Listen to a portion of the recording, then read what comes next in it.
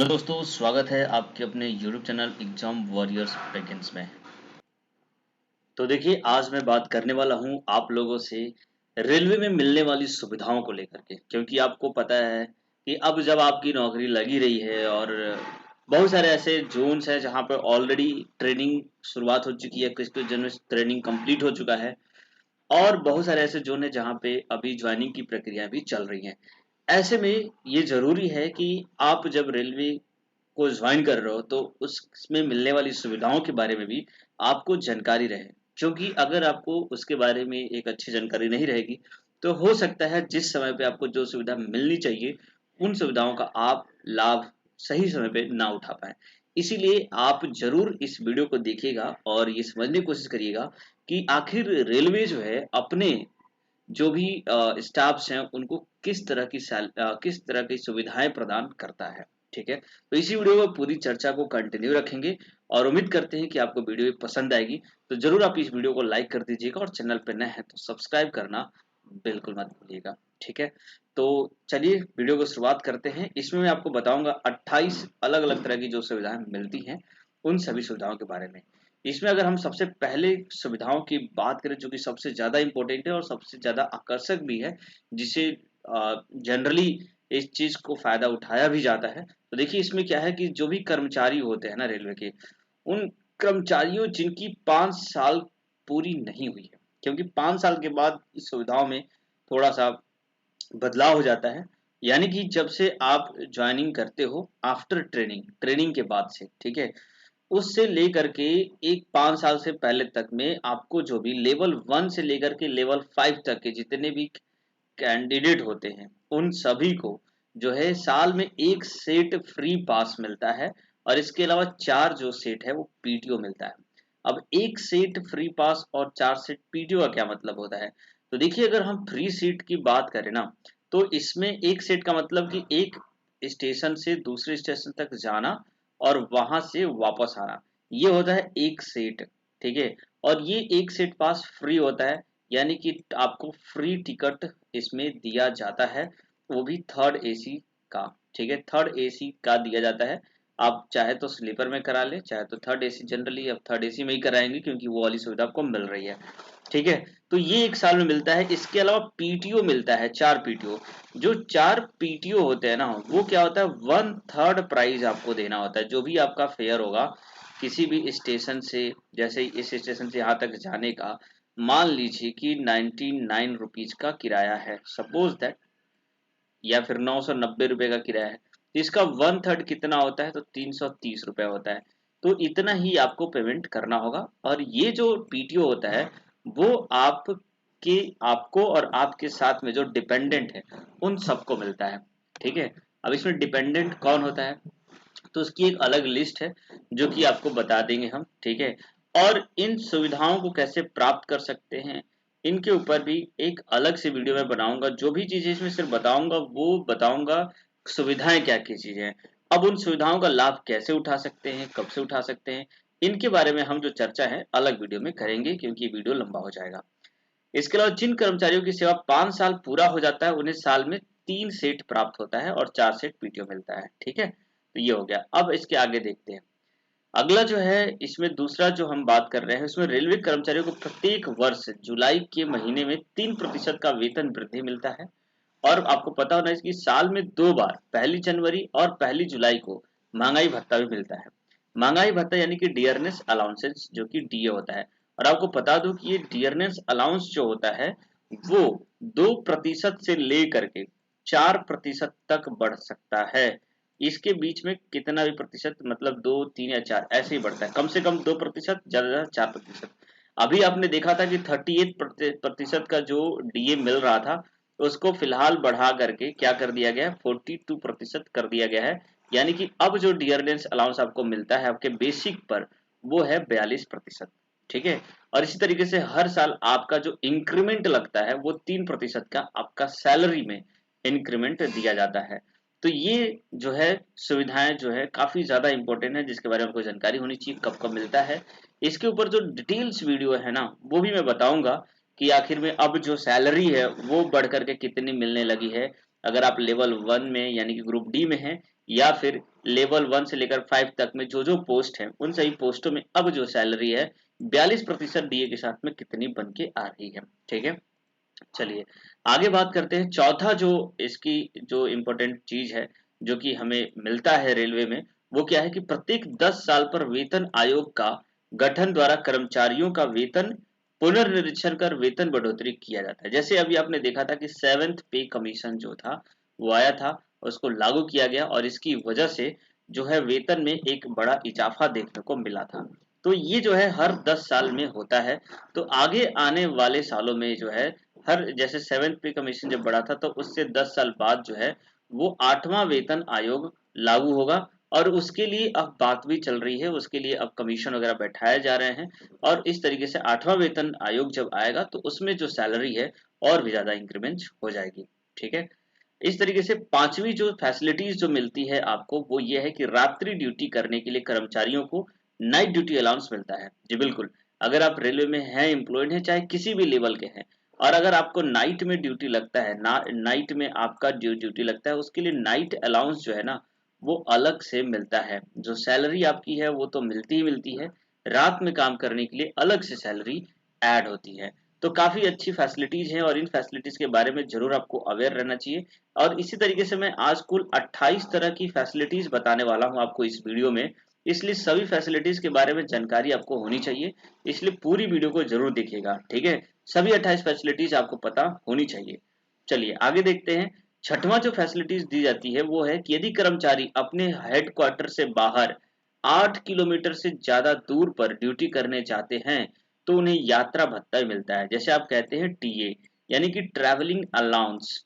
अब travelling allowance जो है ना वो अलग अलग लेवल में अलग अलग मिलता है। ठीक है, अगर हम लेवल 1 की बात करें तो ये जो है लेवल 1 का जो मैक्सिमम जो ट्रैवलिंग अलाउंस है वो 500 रुपए है। अब ये 500 रुपए आपको मैक्सिमम टू मैक्सिमम है, इससे ज्यादा नहीं मिलेगा। और कब मिलता है वो मैं बता देता हूँ। तो पहली बात तो ये लिखा गया है कि ये 8 किलोमीटर से दूर, यानी कि आपका जो हेड क्वार्टर है यहाँ पे मान लीजिए, और इस हेड क्वार्टर से 8 किलोमीटर दूर के रेडियस में आप कहीं भी काम करने जाते हो उससे आगे, तो वहां पर वर्किंग आवर के अकॉर्डिंग कि वहां पर जा करके आपने कितने देर तक काम किया उसके अनुसार आपको जो है टीए मिलता है। तो ये यात्री भत्ता जो है ट्रैवलिंग अलाउंस जो है उसके अकॉर्डिंग मिलता है ट्रैवलिंग अलाउंस। ठीक है, अब देखते हैं आगे। जो 7वां है उसमें क्या लिखा गया है, आप देख लीजिए कि 7वें में बताया गया है यदि कोई ट्रेन दुर्घटनाग्रस्त होती है तो उस समय दुर्घटना स्थल पर काम करने वाले सभी कर्मचारियों और अधिकारियों को जो है भत्ता यहाँ पे दिया जाता है। यहाँ पे देखिए यात्रा भत्ता मिलता है। ठीक है, यात्रा भत्ता यानी कि डाइट अलाउंस भी दिया जाता है। दैट मीन्स कि अगर कोई ट्रेन दुर्घटना हो गई है तो वहां पर जो भी कर्मचारी लगेंगे, एक्स्ट्रा काम होगा और चीजें जो भी उसमें गतिविधियों में जो शामिल होंगे, तो उसके लिए अलग से रेलवे का प्रावधान है कि उसके लिए अलग से आपको पैसा वहां पे दिया जाता है। तो कुल मिलाकर के ये है कि आपकी जो बेसिक जो चीजें हैं वो तो मिलती ही हैं, लेकिन उसके अलावा अगर कोई एक्स्ट्रा वर्क, चाहे वो दूर जाकर करना पड़ रहा है, रात में करना पड़ रहा है या दुर्घटना की वजह से अलग से काम करना पड़ रहा है, तो इन सभी चीजों के लिए रेलवे जो है अलग से आपको पैसा देती है।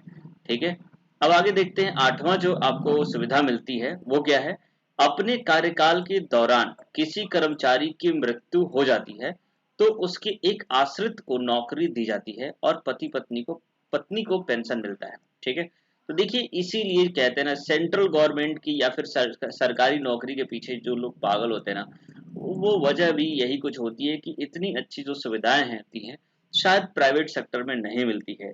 और यही वजह है कि आप जो है रेलवे में कार्य करने के लिए इतने दिनों से मेहनत कर रहे हैं तो उसका जरूर कोई ना कोई फायदा तो होना ही चाहिए।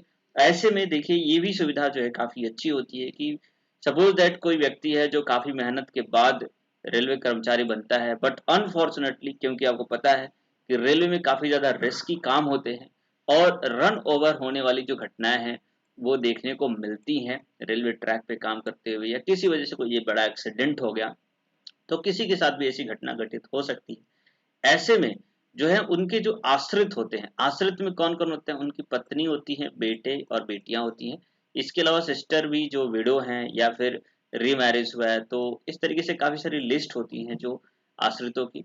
तो जो आश्रित होते हैं उनको नौकरी दी जाती है, जैसे आपका लड़का बेटा अगर 18 साल की उम्र अगर उसकी हो गई है तो उसके एजुकेशनल क्वालिफिकेशन के आधार पर उसे जो है नौकरी में रख लिया जाता है। इसके अलावा जो पत्नी होती है उसको पेंशन भी दिया जाता है। ठीक है, तो ये फैसिलिटीज मिलती है। इसके अलावा अगर हम नौवीं फैसिलिटीज की बात करें तो इसमें देखिए क्या लिखा गया है कि यदि कुछ समय बाद पत्नी की भी मृत्यु हो जाती है तो अविवाहित पुत्री या विधवा पुत्री को भी पेंशन मिलता है। तो आप देख सकते हो ये सुविधा कि अगर आपकी मृत्यु हो जाती है उसके बाद पत्नी को तो पेंशन मिल ही रहा है, बट अगर पत्नी की भी कुछ समय बाद मृत्यु हो जाती है तो ऐसे में जो आपकी अविवाहित पुत्री है या अगर विधवा पुत्री है तो उसको भी पेंशन की सुविधा मिलती है। हालांकि ये रेयर केस होता है, ऐसा शायद ही किसी के साथ हो, भगवान ना करे किसी के साथ हो, बट सुविधाएं जो हैं वो इन चीजों को लेकर के भी हुई हैं। ठीक है, अब आगे देखते हैं। आगे जो फैसिलिटीज लिखी है 10वां नंबर, उसमें आप देख लीजिए। इसमें लिखा गया कि इलाज के लिए रेलवे का अपना हेल्थ यूनिट और अस्पताल होता है जिसमें कर्मचारी उसके आश्रित को निःशुल्क उपचार होता है। अब देखिए ये भी फैसिलिटीज काफी अच्छी है और इसकी वजह से आप जो है ना लाखों रुपए बचा सकते हो। क्यों? क्योंकि देखिए यहाँ पे क्या है कि आज के समय पे देख सकते हो कि फैमिली में कोई ना कोई प्रॉब्लम होती है, मेडिकल इशू रहता है, चाहे वो सर्दी जुकाम बुखार ही क्यों ना हो। अगर आप प्राइवेट हॉस्पिटल जाते हो तो वहां पे आपका हजारों का बिल बन जाता है और बाई चांस किसी वजह से कोई बीमारी हो जाती है और आपको एडमिट होने की नौबत आती है तो ऐसे में आप लाखों रुपए जो हैं आपके प्राइवेट हॉस्पिटल में खर्च हो जाते हैं। तो इन चीजों को देखते हुए यहाँ पर रेलवे की तरफ से अपना उनका खुद का हेल्थ यूनिट होता है या अस्पताल होता है जहां पर आप निःशुल्क जो है उपचार करा सकते हैं। इसके अलावा आज के समय में आपने देखा है कि रेलवे जो है वो एक उम्मीद कार्ड बनाता है, UMID उम्मीद कार्ड बनाता है और इस कार्ड की जो सुविधा है काफी ज्यादा अच्छी है। सभी को इसमें इंक्लूड किया जाता है, जो भी आपके आश्रित हैं उनको भी।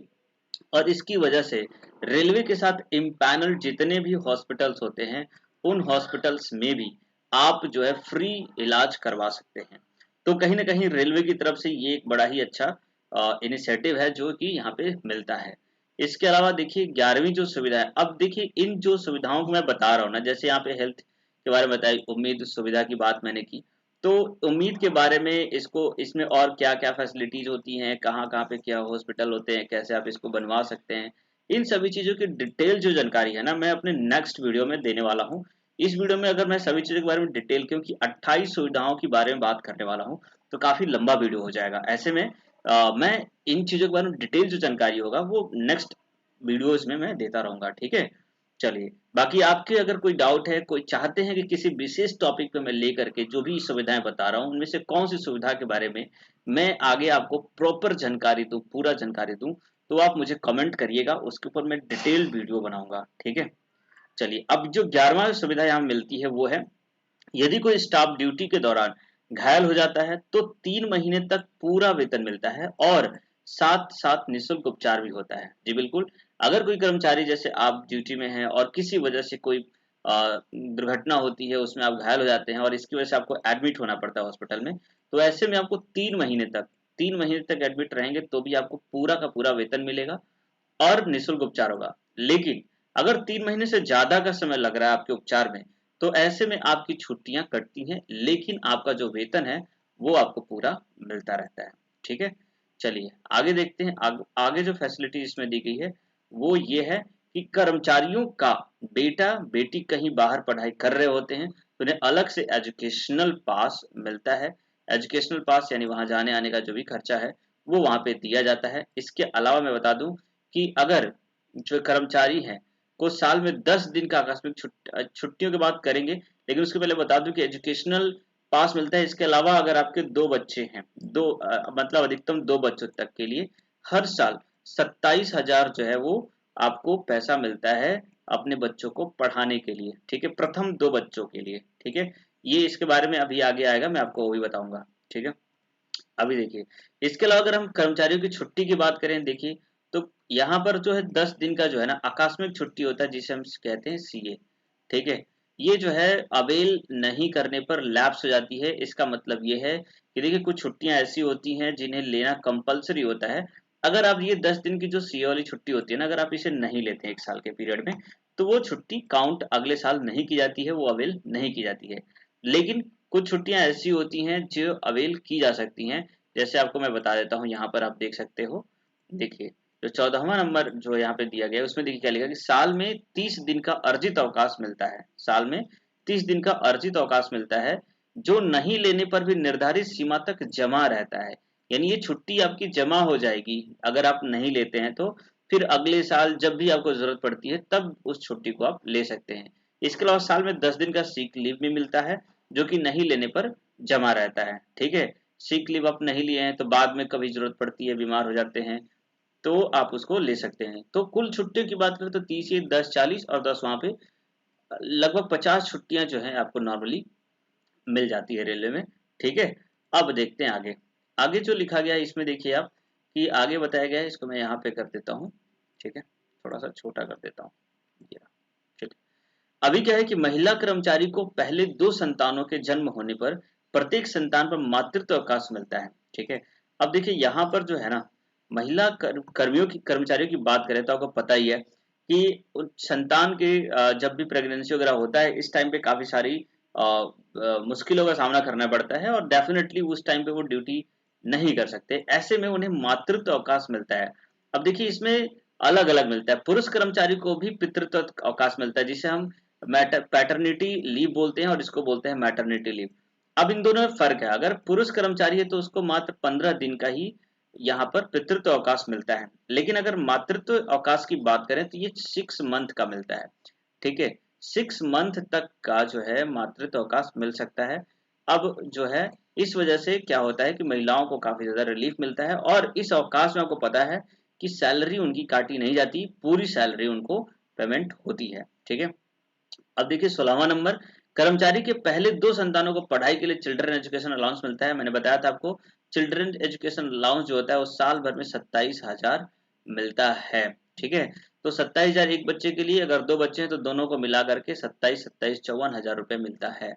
ठीक है, और लेकिन अगर आपको पता होना चाहिए कि अगर कोई संतान जुड़वा बच्चा जन्म देता है, ठीक है, यानी कि एक बच्चा हो गया उसके बाद दूसरी बार में जुड़वा बच्चा पैदा हो गया, तो ऐसे में इन दोनों बच्चों को 27,000 रुपए मिलेंगे, यानी कि टोटल आपको 54,000 रुपए जो है सालाना इनकी एजुकेशन के लिए मिलेंगे, क्योंकि दोनों की एजुकेशन अलग अलग होती है। ऐसे में ये सुविधा जो है रेलवे के द्वारा जो दी जाती है वो बहुत ही अच्छी है।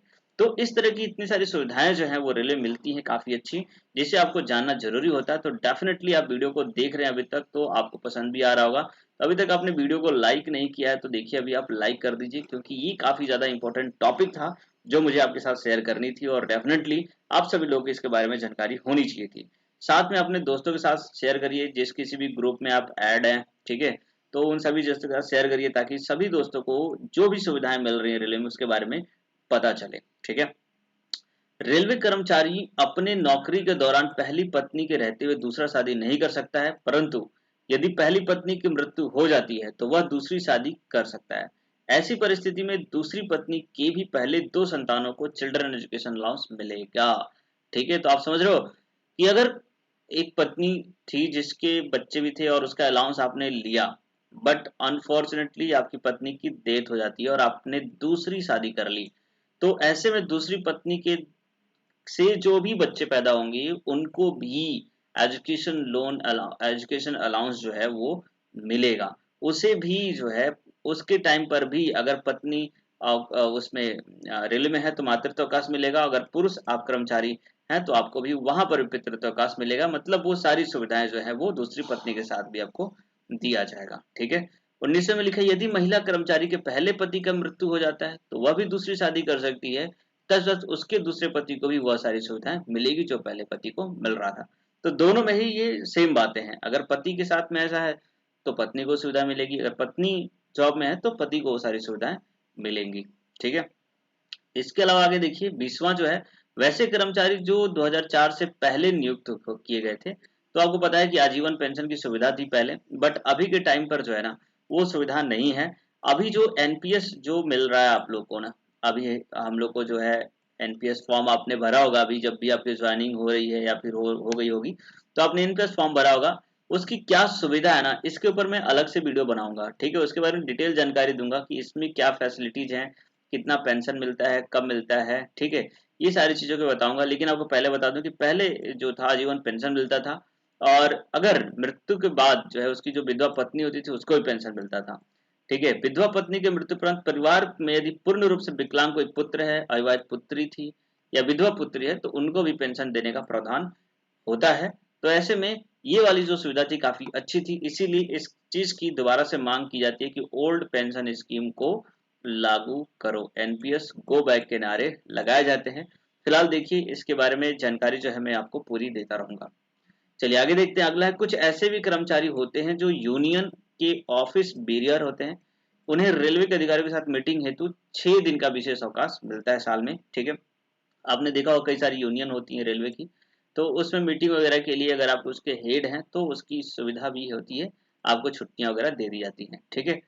बस 22वां जो सुविधा है ना वो आप देख लीजिए, इसमें है कि ऐसे कर्मचारी जो खेल कूद में रुचि लेते हैं। बिल्कुल, आपने महेंद्र सिंह धोनी का नाम सुना ही होगा, एमएस धोनी, ठीक है।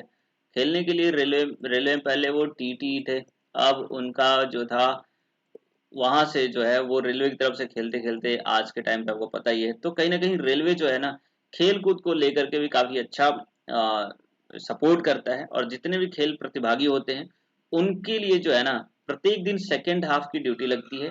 यानी मॉर्निंग में ड्यूटी होगा और इवनिंग टाइम में आपको खेलने के लिए छुट्टी दे दिया जाता है, आप अभ्यास कर सकते हैं। और जब किसी प्रतियोगिता खेल में भाग लेते हैं तो विशेष अवकाश की सुविधा मिलती है, और उस समय आपको सैलरी भी यहाँ पे मिलता है। तो काफी अच्छा है, जो भी स्टूडेंट किसी लेवल पे स्टेट या फिर नेशनल लेवल पे प्लेयर प्लेयर रहे हैं, तो रेलवे में उनके लिए काफी अच्छी सुविधा मिलती है, ठीक है।